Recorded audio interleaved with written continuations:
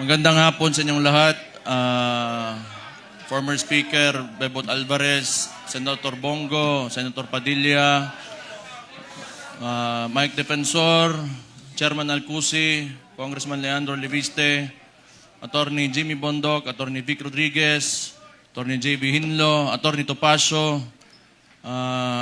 Philip Salvador, Idol, and my idol, Harold Respiso.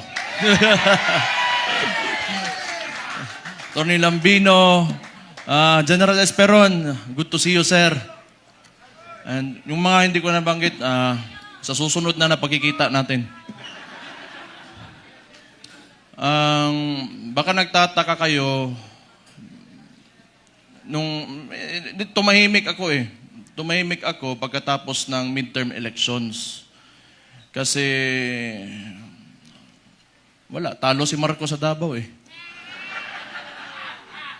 Nagpahinga lang ako. Kailangan ko magpahinga kasi 2 taon kaming binanatan doon sa Davao. Yung ginawa ni Bangag,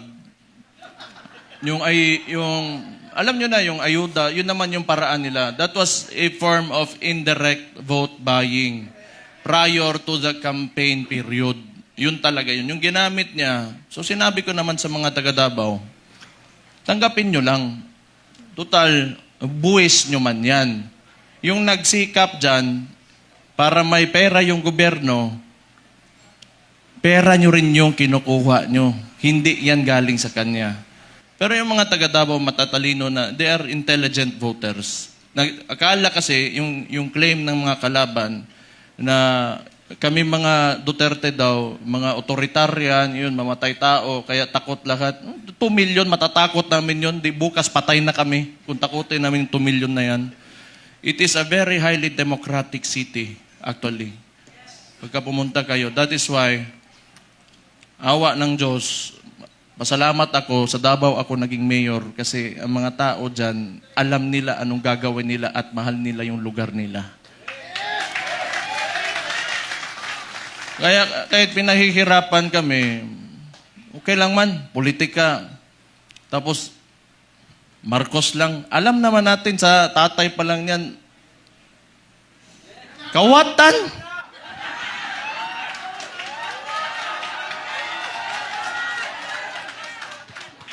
Hindi, kasi ganito yon. Nung nagsimula yung kampanya nung 2022, kasama niya yung kapatid ko, the Vice President, siyempre, inisip ko rin, siguro, itong tao na to, gusto maging presidente, he will redeem the Marcos family name. So, hindi ko naman talaga inisip na may ganun din pala yung tao na yan. Kung siguro nasa isip niya, kung sira na yung pangalan namin, sirain ko na lang lalo. Wala naman akong politika lang to. Kung bahala sila, magalit sila sa akin. Si Auntie Claire, tanawa. Pagkatapos ito, Auntie Claire, si Mayor, basta, lo ni mbuanga ka. Oh. Nagpahinga lang ako. Kasi before the midterm elections, kami doon sa Davao, lagi kami nagmo-mobilize. Kasi nung sinimulan nila yung People's Initiative, papipirmahan nila yung mga papel. Siguro, I do not know. Pero definitely, sa ugali ng mga nangyan, wag na natin yung buong administrasyon niya. Kasi siya naman yung nasa taas ng chain of command, yung presidente.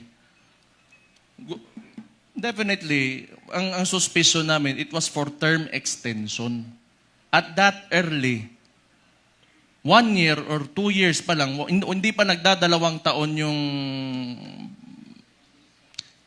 termino niya, may pa-people's parang plebiscite yan noon na nag-gather lang ng mga tao, pinataas yung kamay, o sige, maging diktador na tayo, maging authoritarian regime tayo for 27 years.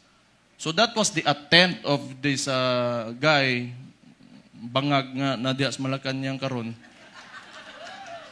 Kita niyo yung nasa UN siya, sipon.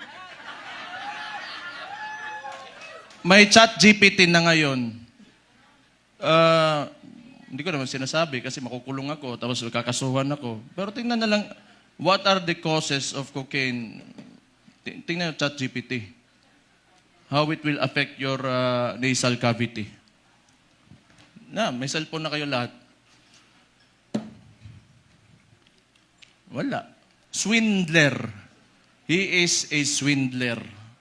Yung ginawa sa atin, kaya nga naniniwala tayo, kasi akala natin itutuloy niya. Ganito lang naman tayo, kaya nandito tayo lahat ngayon. Kayo. Marami tayong parallel groups. Nilapitan ako ni Sir Mike Defensor, pati ni Speaker Bebot. Na nakita ko sila pagdating nila doon sa bahay ko, patay problema na pud ni. Nagpahinga lang ako kasi grabe yung Pero ang akala nila, tumigil na tayo. Hindi pa tayo tumigil. Anong gusto nila? Lalabas lahat ng ginawa nila. Tingnan mo nito ni Bangag. Siya nagbukas ng usapin ng flood control na may mga ghost project. Kaya ako tumahimik talaga. Kasi hinayaan ko na mag-self-destruct yung na yan. Kasi alam ko sasabog sa mukha niya yan. Because unang-una sa lahat, pag ikaw eksekutibo, you cannot point at someone else for the mistakes of your administration. Responsibilidad mo yan, ibig sabihin, either hindi ka nag-iisip o kulang ka sa pag-iisip o hindi mo talaga gusto yung trabaho mo. O kita mo ngayon, nag-backfire sa kanya, and they attempted to, lagi nilang ililiko doon. Pinakita naman namin lahat. Sa Davao, walang ghost project, may resibo kami lahat doon.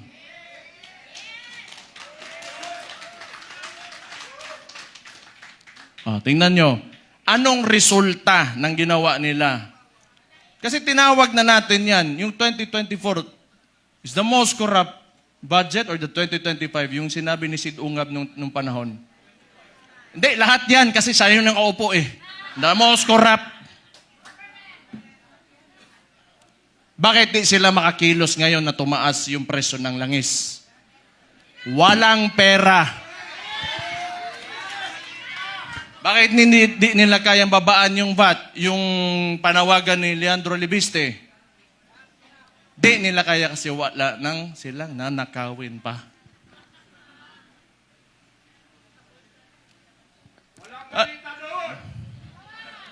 Alam nyo, hindi naman talaga perfecto kahit saan ka pumunta sa buong mundo. May mga lobbyists, the congressmen and the senators, dadaan talaga yung pera dyan because that's the power of the purse. Lobbying and all of that. Pero the estimated loss to corruption, umaabot na sa trillion. It doesn't make sense anymore. Saan mo pa gagastusin yung pera na yan kung nasa bulsa mo yan? For what? Magkano ba gusto mong, yung kanin mo, gusto mo tag 200 pesos per kilo? Gusto mo yung pinakamasarap na pagkain, pinakamasarap na steak? Ano ba gusto mo sa buhay mo? Anyang mga yan, mayayaman na yan. Hindi pa sila nakukontento.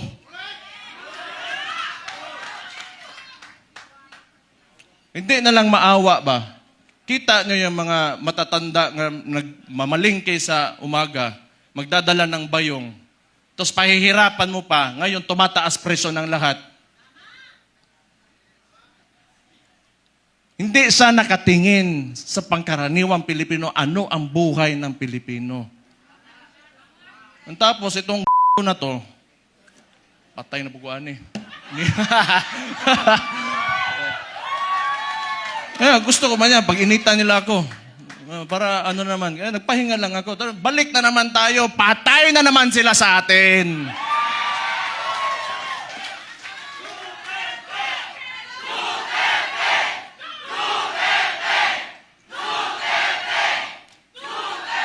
Ito pang maganda. Ito pang maganda. Tayo, mga parallel groups, ilan? Pila to kabuok? 600 parallel groups. Anong sinabi ng Vice Presidente? Siya ay tatakbong presidente, kumilos na tayong lahat.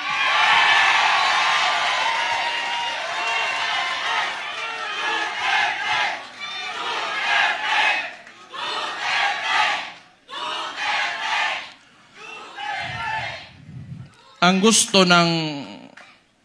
Ito ano ko lang, tingin ko lang naman ito kasi hindi ko rin naman talaga mahulaan kung ano nasa isip ng kapatid ko. Tayo, tama yung sinabi ni Rob Rances kanina, may galit tayo. Galit na, lahat tayo galit dito. Kaya nga tayo nagtipon-tipon kasi gusto natin na may pagbabago na nangyari. Kasi yung pagbabago na yon kinuha ni Bongbong Marcos. Nandun na sana tayo. Balik lang tayo kung ano yung plataforma. Ito ha. Noong 2016, si former President, si Roddy Duterte, yung tatay ko, sa survey, 7%, 15, 18. Ano plataforma niya? Dalawa lang. Very simple. But it reflected the sentiments of the people. Yung masa. Drugs and corruption. Anong binalik ni BBM ngayon? Drugs and corruption.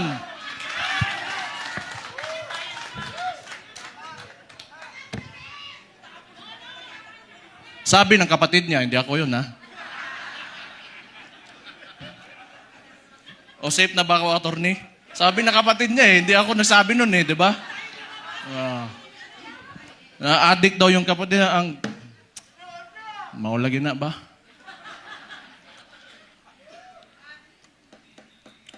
Hindi, tama naman yun. Kailangan optimistic tayo. Kailangan well-organized tayo, andito tayo lahat. At mahalaga sa lahat, unified tayo.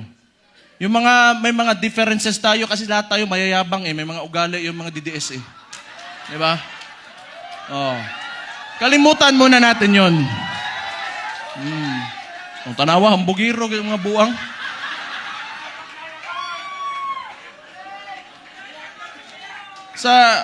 Sa ngayon, kailangan organisado tayo. Kailangan kalimutan muna natin yung mga differences natin. Magkaisa tayo.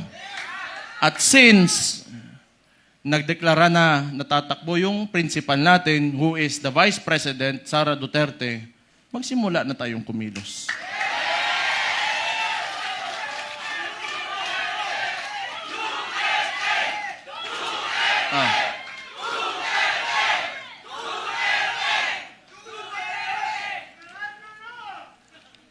Una, hindi atin ang mainstream media.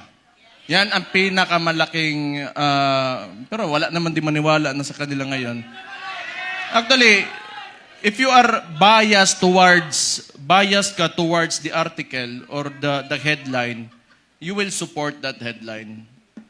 Yung ano lang, traditionally, sanay kasi yung Pilipino na, or yung, not really the Filipinos only, but the entire world, they look up to the mainstream media kasi yun yung historically, yun talaga yung ginagamit na source of information.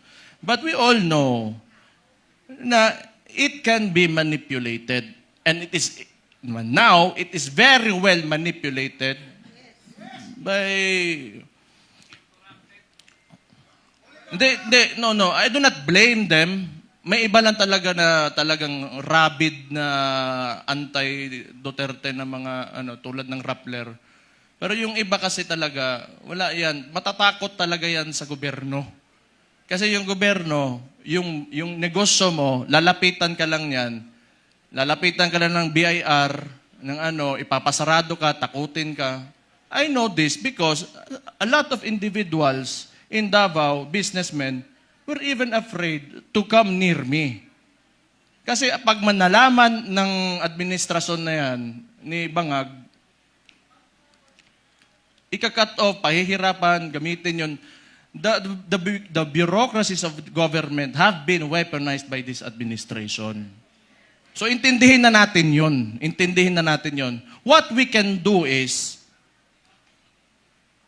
we go back to the roots, we campaign for our candidate. Wala rin naman tayo, kasi hindi rin naman tayo papansinin ng mga mainstream media because, lahat, masang Pilipino man tayo. So we do what we do best. 2016, anong ginawa nyo? Walang campaign materials na mabibigay yung tatay ko? Anong ginawa nyo? Kayo gumawa sa sako. Then this will be 2016 all over again. Let's reclaim the country and give it back to the people.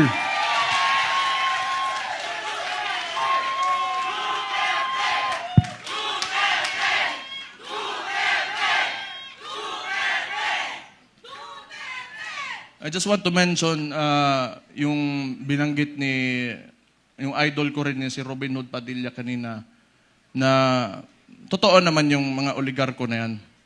They are in control of, walang nawawalang oligarko sa buong mundo. Lahat ng nations in the entire world have oligarchs. Ito lang naman talaga.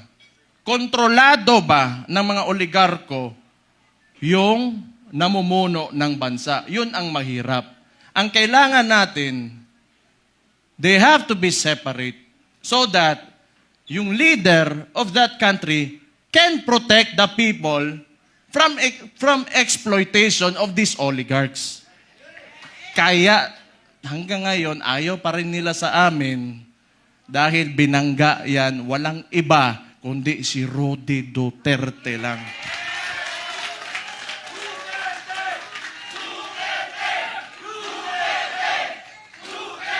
So, siguro naman, yan, nag-declare na yung kapatid ko and we're going into the 2028 elections. Pakiusap ko lang sa mga oligarko, may mga mayayaman, malalaking negosyante talaga that have command of the economy. Maawa naman kayo sa mga tao. Maawa naman kayo sa mga tao. Give this country a chance na sumarap din ang buhay ng yung mga naglalakad lang sa daan na walang mga sasakyan. Yung sinabi ko kanina, it really breaks my heart. Yung living conditions ng tao ngayon. Sometimes, it makes life harder to live seeing this. Sa totoo lang. I am guilty because I have may bahay ako, sementado, nasa loob ng subdivision. It makes me feel so bad that the other Filipinos, my countrymen, have to suffer. Kaya naman tayo nandito. Alam ko, mahal nyo yung tatay ko dahil alam nyo na talagang minahal at mahal niya yung bansang Pilipinas.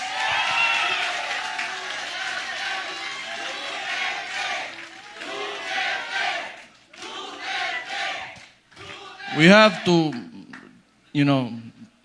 turn this around. We have to make this country turn around. Hindi pwedeng ganito. Andun na tayo. Alam ko, kahit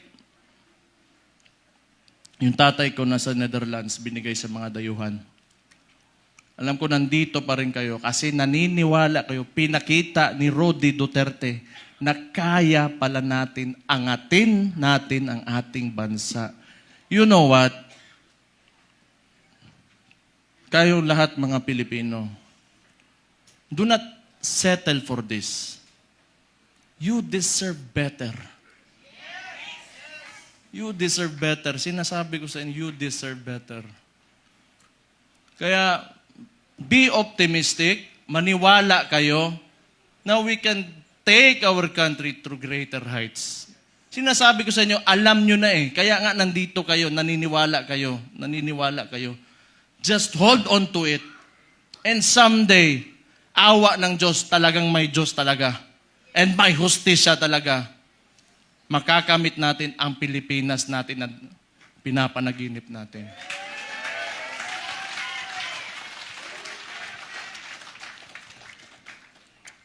Isa,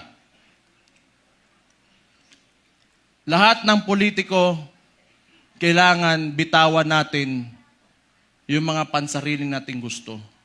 We have to be selfless public servants. Unang-una yan sa lahat kung gusto natin talaga umangat itong bansa natin. Sabihin na natin, may nakawan nangyari, bigayan ng pera, whatever. That should be enough. Nagkaroon na kayo ng presidente that tolerated it. So what's next? Dadagdagan nyo pa? Nagpasarap na kayo ng sobra-sobra, gusto nyo pa? You know, kung swerte na kayo sa buhay, it's time you give back to the people. Huwag niyong pahirapan yung mga tao. Tama na yan. Okay na yan. Siguro yung mga anak nyo maka-aral sa abroad, you can eat, in a very nice restaurants. Tama na yan. That's okay. Isang ulo lang naman ang kailangan namin. Ang ulo ni Bongbong Marcos!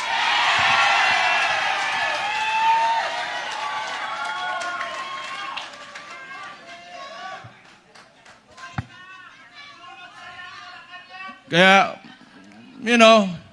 this coalition, if you cannot approach me, you approach Mike Defensor, you approach Bebot Alvarez, you, the congressman, I'm talking to you, if you want to defect, talikuran nyo na yan because alam nyo, kayo, mga politiko, nakatira kayo sa Pilipinas, huwag nyo sirain ang bahay nyo.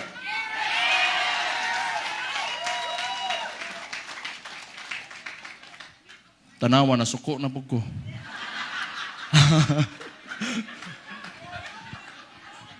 Pero,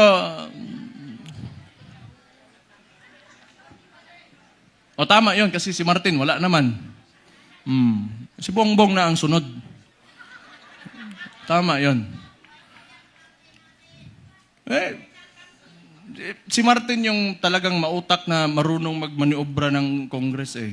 Ngayon, baka si Charis.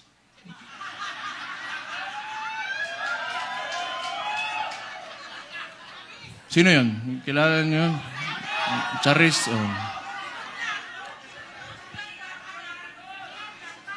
Kasi rinig ko, chismis lang to ha. Chismis, wala ko sinasabi.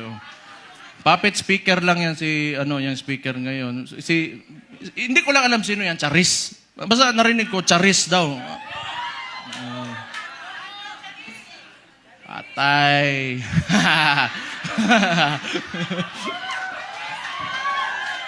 Hala mo diya.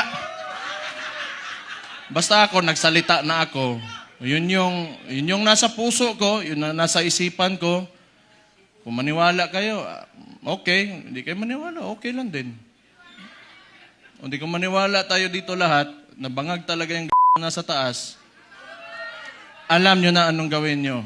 Ilagay natin ang Vice Presidente sa 2028 na Pangulo natin. Ito lang, yung mga nananawagan na gusto natin ng radical, revolutionary movement. Gusto nyo? Sumama kayo kay Leandro Libiste. Pumunta kayo doon. Hindi, kilala ko yan noon pa. Kilala ko si Leandro. Pumunta yan ng Davao, nagbigay yan ng mga solar panel sa isang indigenous community doon sa Davao City. Matagal na. So, may yan sa CSR na ginawa doon. Kaya mabait yan na bata. Mas matanda ako ng konti eh. Mabait yan si Kong. Mabait yan. Kaya yan naging ganon. Kasi alam mo yung mga mababait na tao, pag ginalit mo, patay ka talaga. Mag-ingat kayo. Ayan pa, may isang Raulo si Attorney Harold Respiso. Sabi ko nga eh, nakita ko tong gago na ito, sabi ko, puta, hindi lang pala ako ang si Raulo dito, may kasama na ako. Wala yung isang Raulo din, si Kiko Barzaga. Pero pag I want to talk to the younger people in the cameras. Subaybayan niyo yung mga bata na yan, yung mga tao na yan. They are the future of Philippine politics. Sino ba namang si Raulo na lalaban ng administrasyon, magiging opposition, lalo ng ganito kaabusado? You know, what seemed to me, yung ginawa nila sa tatay ko, was a state kidnapping. Yung mga bata na yan, di natatakot yan. We need people like them. We need people like them. May iba naman, diplomatic, parang si Senator Bongo. Okay yun. Hindi pwedeng lagi tayong galit lahat. Diba? Dapat may mabait din sa atin.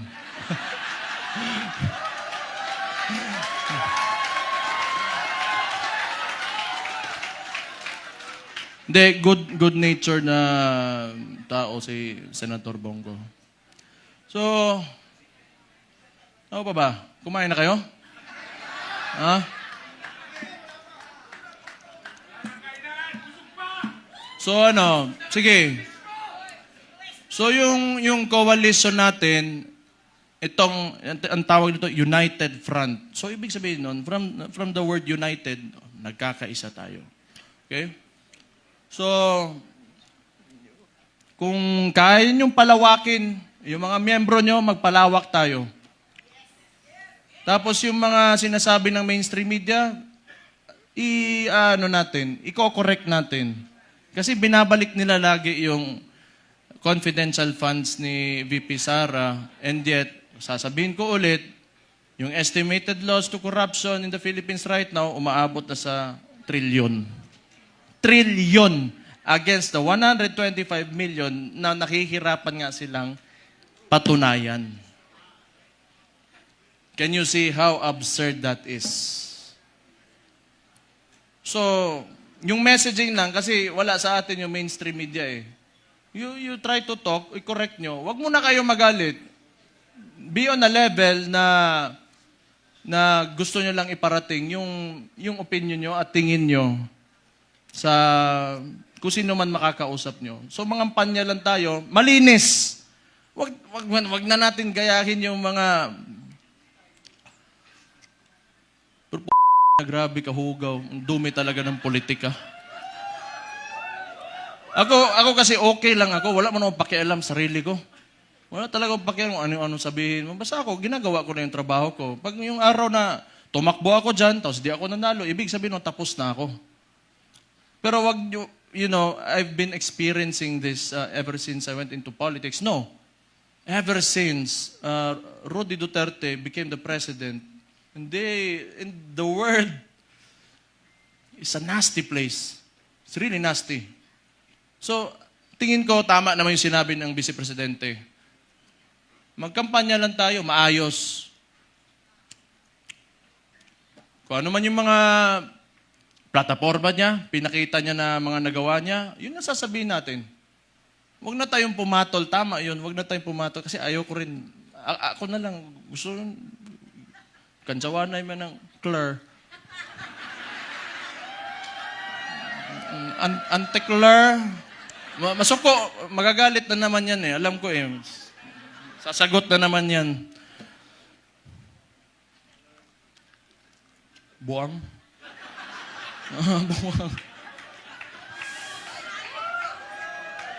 Buwang. Kung baliw sila, baliw din ako. Ganun lang naman. Pero alam mo, yung observation ko lang, this is only my observation. Mahirap yung mga tao nakaupo sa, in a seat of power, tapos ganun yung ugali, na mahilig manggipit at mga abuso ng mga maliliit na tao. Patay tayo dyan. Mahirap yan. Kaya ako rin, Gusto ko yung nilalabanan ko, malaki rin naman. Para kung makukulong man ako, matatanggal ako sa pagka-mayor ngayon, o mamamatay man ako, at least worthwhile yung ginawa ko at para sa sambayan ng mga Pilipino. They only pick on people na kaya nila eh. They only pick on people na kaya nila. Pero,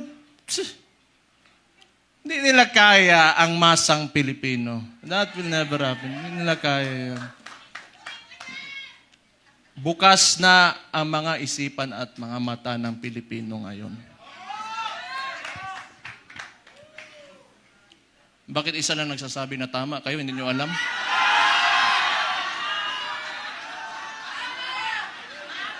Energy level 10 nga daw eh.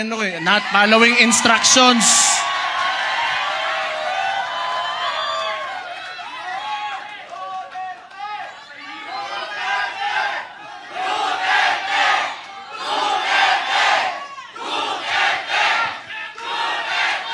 Kayo, nilalagay nyo talaga ako sa alanganin ba? Okay lang. Alam nyo, yung tumakbo, yung tatakbo na yung tatay ko, lahat kaming magkakapatid, hindi talaga pumayag. Kaya isa ring value yun. Kasi alam ko talaga, pagka nahamon yun, ibibigay niya talaga buhay niya para sa inyo. Kaya hindi kami pumayag. Pero siguro, tingin ko lang, hindi ko naman pwedeng hulaan yung na sa isip niya, mahal niya talaga kayo at yung bayan niya.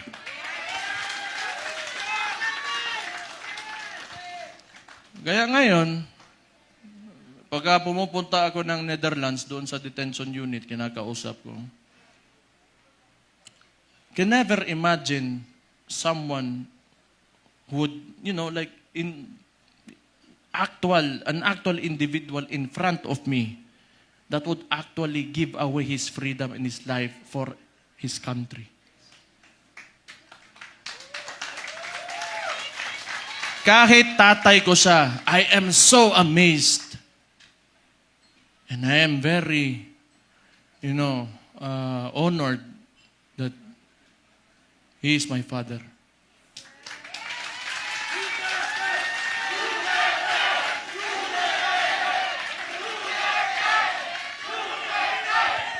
Saan oras?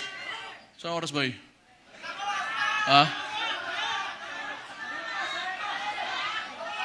Hindi, basta kung may problema, we have to communicate with each other.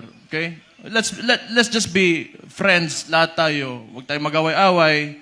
Andito ang PDP, andito ang Reform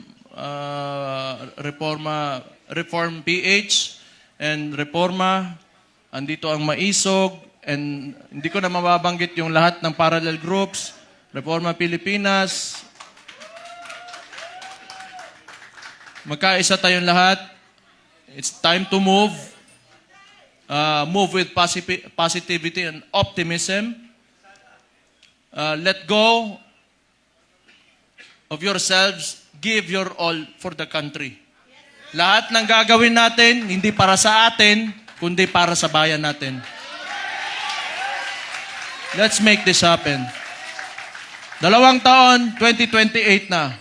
Kaya natin to.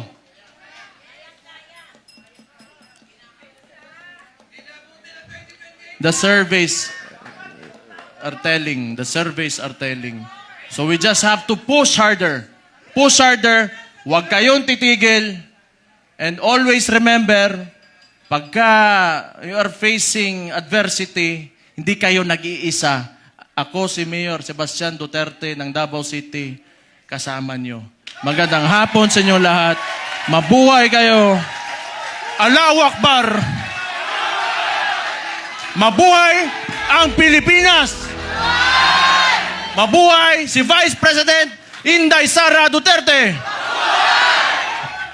Maraming salamat and God bless you all.